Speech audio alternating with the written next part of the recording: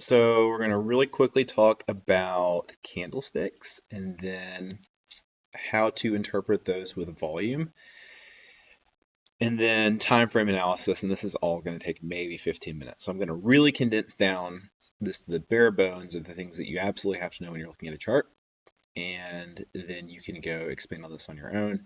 I feel like a lot of the VPA videos that are out there are kind of long, so I'm going to try to make this as kind of brief as possible. So I have just a 5-minute chart here on SPY. Um, let's look through this and talk about what we're seeing here. So if you've never looked at a chart before, you don't know what candlesticks are, your candlestick is telling you 4 pieces of information. Let's take this one, which is the opening candlestick on last Friday. You have 4 pieces of information here. So you have, if you are green, this bottom part of this is called the body here, which is the thicker part of the candlestick. This is your opening price. The top part of the body, so the thicker part, is your closing price. These are called either wicks or shadows, depending on who is talking about them. I will call them wicks. But these are areas that price reached but managed to either go up or down from. So every candlestick is giving you those 4 pieces of information. It's giving you the open, the close, the high, and the low. And then the color will tell you if the open and close are lower or higher, depending on what happens with the price. So each candlestick, I kind of like to think of it as kind of a little story. And to me, that's easier than trying to memorize a billion candlestick patterns. It's just understanding what's happening between buyers and sellers with the wicks and the bodies. That will save you a lot of time as opposed to trying to memorize, 50 million candlestick patterns to tell you if things are bullish or bearish. So it would take the time to kind of understand what that means. So let's take these first 2 candlesticks here and we'll talk about them. So this is your opening price here. This is your closing price. At some point we dipped down, I guess that's like 50 cents. So you dipped down to about 50 cents. We also tested upwards a little bit at some point, but this is a pretty bullish candlestick, right? So we dipped down, but there were buyers down here and we closed higher than we opened. So that's pretty bullish. Again, this is also, and we'll talk about volume in a minute, this one also is fairly bullish, although this upper wick is starting to give us some signs of weakness. So we opened here, again, we dipped down, but there were buyers that stepped up. But we couldn't push higher, so there was a little bit of an upper wick here. So there are sellers up in this area that will give you kind of a sign of caution. And then this next candlestick kind of bears that out. So we opened here. I would imagine probably after the candlestick opened, we pushed up.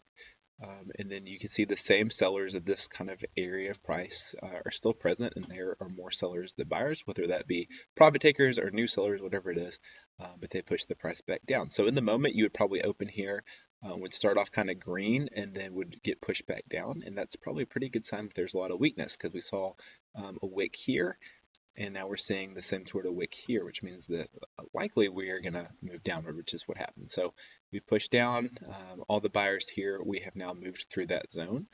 We tested a little bit lower, and then we closed here. We kind of retest back into that previous, so this is kind of a zone area where there were buyers and we broke through it. We tested here, not that many buyers because you can see we continue to move down. And as you're looking at this now, maybe it's already becoming a little bit more clear what's happening. So on this candlestick, we start to test up a little bit. So to me, we've been in a downtrend for about 10 minutes.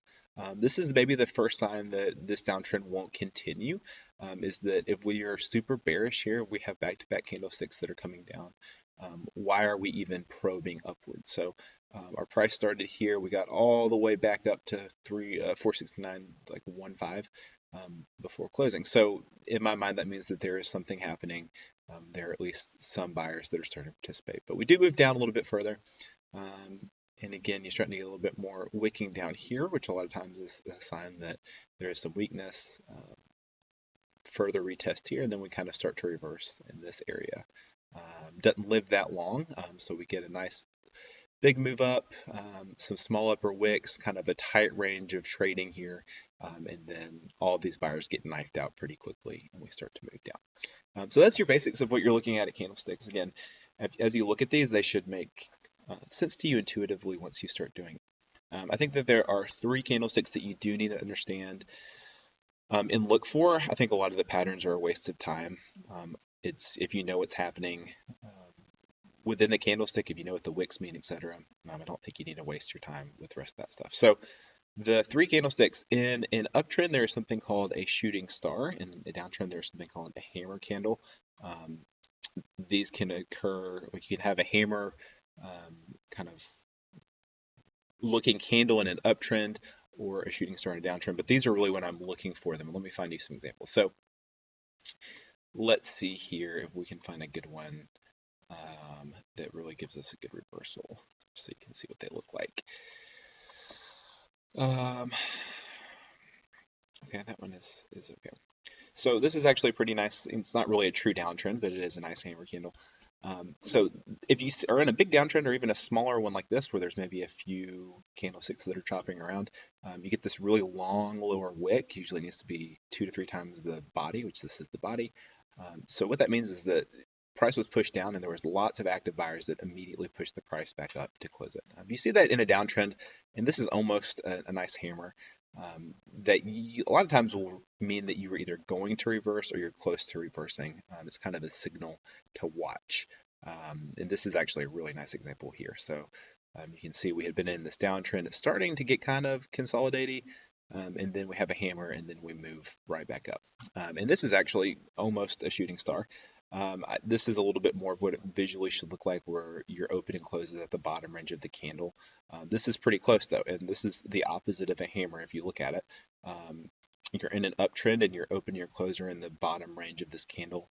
And price pushes way up, it is rejected down by sellers. That usually, not always, but usually is either a sign that there's a lot of weakness kind of underneath the surface, or that you're going to reverse pretty quickly. So those are ones that you need to know. Know what your hammer looks like, know what your shooting star. Really, this is a better kind of example, but this is a fairly close example in an uptrend. Know what those look like. The last one that's important to know is this right here, or this is another example. These are called doji candles.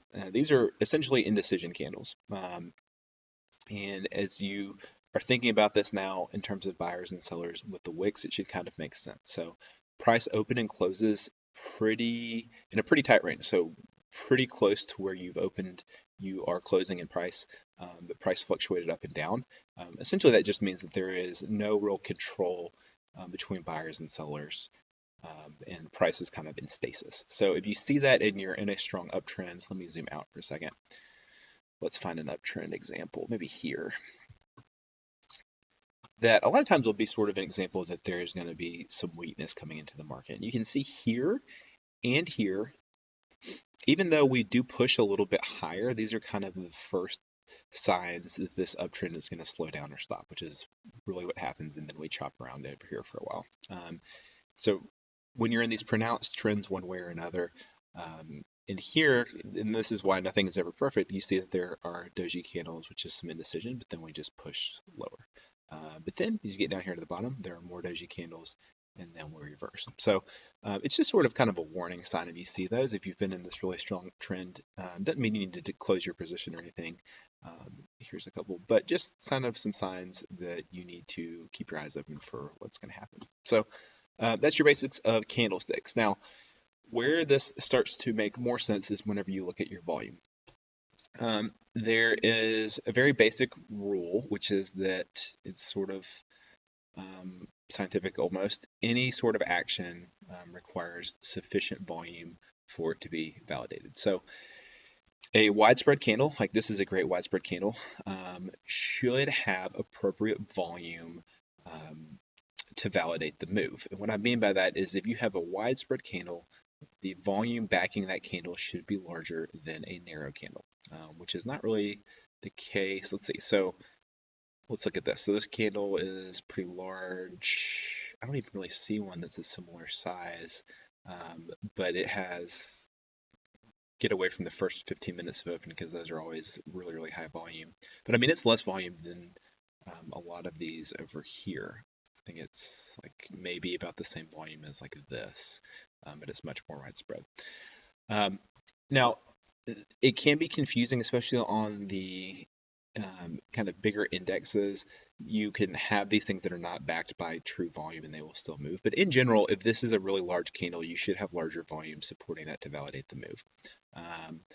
kind of what that means a lot of times is that there's not big institutional buying that is happening. It is setting up to trap kind of retailers, smaller players in the move who maybe think that this is going to be a bigger move than it is, which doesn't really happen here. We do get a pretty nice move down. But if you look down here and you compare these candles, this is a decent example. So this candlestick has a point move, and this one right here is almost the same volume and it's about half the size. So what that says to me in retrospect is that there were not big players stepping in here, but there was a lot of exchanges happening here, a lot of volume being traded. So a lot of people are taking their profits, or there is actual big players that are stepping in to buy this dip down here. And then sure enough, we start to move back up, and we start a nice little uptrend over here. Again, it's harder whenever you are in the open and close because those are going to have the most volume of the day. So, for examples, those are a little bit harder to use. So you're looking for validation of your candlestick by volume. Let me see if I can find one more example. The other thing to kind of note is that it takes time to move the market. So even if you see signs of weakness and that is validated by volume, that does not mean that you're going to immediately reverse. That just means that there is some underlying things, like some little alarm bells in your head need to be going off that something is going on. And a lot of times when you combine like the shooting star and the hammer we just talked about with volume, that is whenever it gets to be really powerful. So like for here, for example, I know this is close or close to close, and we just talked about that's hard to read. But if you look at this, this is bigger, I think, than everything except for the very opening candle of the day. And it's a big hammer candle, which to me is pretty bullish that we are going to move. And if you look big picture, this is the low for the entire next day, if not longer, next couple of days. So use that volume to validate what you were seeing on the screen. And I would imagine that we could find something with some sort of shooting star on the opposite end. It's fairly close. It's not really a shooting star, but you're having big volume in these kind of upper wicks as your sign that you're weakening. We'll look at QQQ really quick too. Let's see. So 5 minute. Let's see if there's any good examples over here.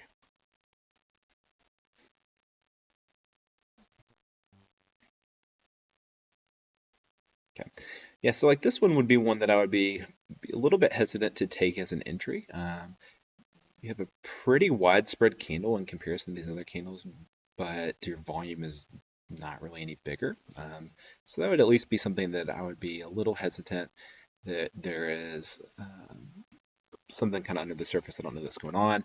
We do have some indecision candlesticks here, and then we pull back down to down here. So not really a true like trap, but it would be one that I don't know if I saw that. It's not as strong as it looks on the surface if you're just looking at the candlestick when you factor in the volume. That might be the best way to say that.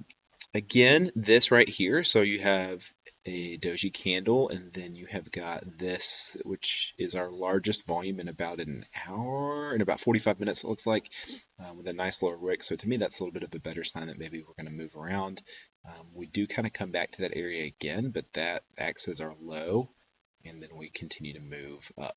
Again, you have kind of a, of course, trading sideways, so not a true hammer candle, but kind of the same look there. You can see over here, you can start to see we have doji, doji, doji, shooting star, and then we pull back for the rest of the day. So that's the basics of candlesticks. And again, with volume, I've really only touched on the very basics, but the idea is that your move, any move that moves the market, should be backed by appropriate volume. So the larger the move, the larger the volume relative to the volume that has come before or after. Multiple candlesticks in a row that are moving in one direction, like I just saw one. Let me find you a really good example here. Like this. So candlesticks in a row. These should actually be increasing in volume, not decreasing. That means that at some point we're going to stall out here over the next little while. As your volume falls off, if you're continuing your move, that usually means the move is weakening and setting up to stall out. It doesn't happen immediately here, but eventually we do. And that changed sizes. But eventually we do stall out and start to reverse over here. So again, your volume needs to validate the price that you're seeing. It takes volume to move the market, and your spread of your candlestick should be matched by appropriate volume. And you're not going to see an immediate reversal all the time. It take a little bit of time for the market to correct itself, but usually that will give you a leading indicator that something is going on. So that's the very, very basics of volume and of candlesticks. The last little piece of this is your time frames. So the lower your time frame, the I guess less strong your overall move is. In theory, should we all be trading off like a 1 month chart? Yes, but obviously we have limited amounts of time that we're going to be alive, and we don't have time to wait 8 years for a move to play out. So, um, in actuality, your 1 day moves are stronger than your 1 hour moves, which are stronger than your 15-minute moves, which are stronger than your 5-minute moves, and so on and so forth. Which is the importance of constantly checking to see what's happening on a larger time frame. So you could look at this on a 1 minute chart and be like, oh my God, this is dying. Like, look at this. It's just crashing. And this is actually, so this is pretty good, right? So the volume, if you look down here, as the price is going down, the volume is actually picking up. So this is a legit move. This is a legitimate sell-off. And you can see in here, this is really the first sign of weakness because we're starting to get a bigger wick and it's lower volume. And although we continue, we do start to stall out. And again, kind of the same thing here. This is actually a really good one because look at all that volume that comes in. So you have a huge lower wick, a hammer candle. Again, we're not going to reverse immediately, but we slow down. And this is where we really start to pull back. We do make a lower low here, but then we reverse back up. So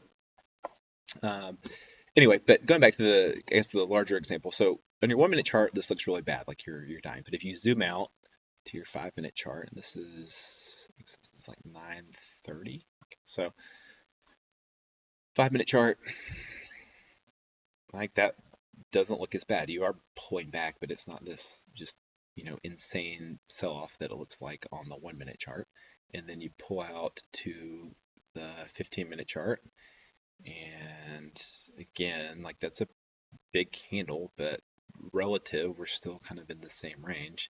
Then you go out to the 1-hour chart, and again, it's kind of bearish, but I mean, overall at this point, like we're still in a bullish uptrend. So take everything with a grain of salt. Your smaller time frames do matter, but they do not matter as much as your larger time frames. I would use those as more of an entry and an exit, but don't get caught up looking at a 1-minute candlestick, because in the grand scheme, if you're trading for more than a couple of minutes, it really does not matter that much. You're looking at kind of the overall price action. And if you go out, yeah, we had a red day today, but I mean, look, we're still in a defined uptrend. So always take your time frame analysis with a grain of salt, and you can look at this, and we'll tie it all together now for just a second. We are in an uptrend, and to me, this is really, these are kind of the first signs of weakness, but we continue up to up here. We get that shooting star candle. We never break that high, and then we pull down, and you can look here, big candlestick, and this is bigger volume than we've seen in several days, so this is a real move. Again, we're pushing further. Price is pushing further down, so we would expect there to be more volume coming in to support that move. That's what we see. Here, maybe not more than the day before, but still big volume, so this is still a legit move. Our moves up, if you look down here relatively, they are lower than we have had in our downtrend, which makes me a little bit cautious that this move up is going to be supported. And sure enough, boom, big volume down, big volume down. Volume starts to taper off. We pull back up again. Decent volume, but relatively smaller than what we saw in this downtrend. And then we pull down again. And if you're looking, this is not a true hammer candle, but we're pretty close. Larger than average volume. It is smaller, than these three, so I would be cautious, but this is maybe a sign that we're going to reverse sometime soon. And sure enough, over the next couple of days, we do reverse. This is your kind of shooting star look. Sure enough, we head down, and then again, hammer candle. I mean, you can make money off just trading hammer candles and shooting stars. There's your hammer candle, uptrend, uptrend, uptrend, all the way. That's why, again, nothing's perfect. There's kind of a shooting star look, but we continue up. So will not be 100%, but you can definitely make money off of trading this. So I hope this is helpful.